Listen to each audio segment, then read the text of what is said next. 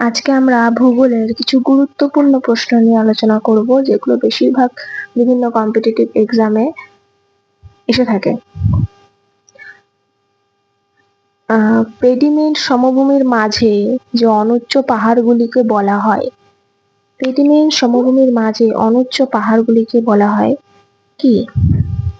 সঠিক উত্তর হলো ইনসেলবার্গ। বিন্ধ্য কোন শ্রেণীর পর্বত? বিন্ধ্য হলো এক প্রকার স্তূপ পর্বত। ভারতের কোন নদী গ্রস্থ উপত্যকার মধ্যে দিয়ে প্রবাহিত হয়?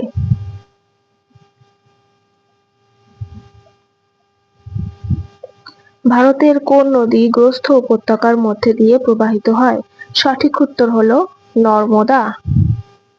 পৃথিবীর একটি উচ্চতম আগ্নেয়গিরি হলো পৃথিবীর একটি উচ্চতম আগ্নেয়গিরি হলো সেটা হলো মৌনা লোয়া। দুটি সমান্তরাল চ্যুতির মধ্যবর্তী অংশ উঠে গেলে তাকে বলা হয় দুটি সমান্তরাল চ্যুতির মধ্যবর্তী অংশ উঠে গেলে তাকে বলা হয় হোর্স্ট। নিচের কোন পর্বতকে মিশ্র পর্বত বলা হয়? নিচের কোন পর্বতকে মিশ্র পর্বত বলা হয়?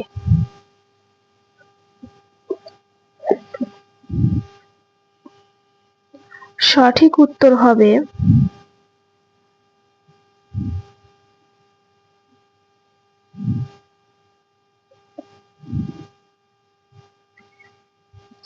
নিচের কোন পর্বতকে মিশ্র পর্বত বলা হয়? সঠিক উত্তর হবে ভঙ্গিল পর্বত। অবশিষ্ট পাহাড় বা পর্বত কাকে বলে? অবশিষ্ট পাহাড় বা পর্বত কাকে বলে? সঠিক উত্তর হবে ক্ষয়জাত পর্বত। পাঁচ সংস্থান তত্ত্বের জনক কাকে বলা হয়? পাঁচ সংস্থান তত্ত্বের জনক হলেন পিচো। একটি প্রাচীন ভঙ্গিল পর্বতের উদাহরণ একটি প্রাচীন ভঙ্গিল পর্বতের উদাহরণ হলো আরাবল্লী। নিচের কোন ভূমিরূপ খনিজ সম্পদে সমৃদ্ধ? সঠিক উত্তর হলো মালভূমি। তিব্বত মালভূমি হলো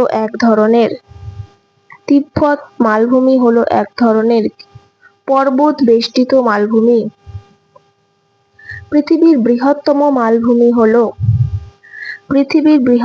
মালভূমি হলো সঠিক উত্তর তিব্বত মালভূমি। পৃথিবীর বৃহত্তম বদ্বীপ, সেটি হলো গঙ্গা বদ্বীপ। বাজাদা সমভূমি গঠিত হয়েছে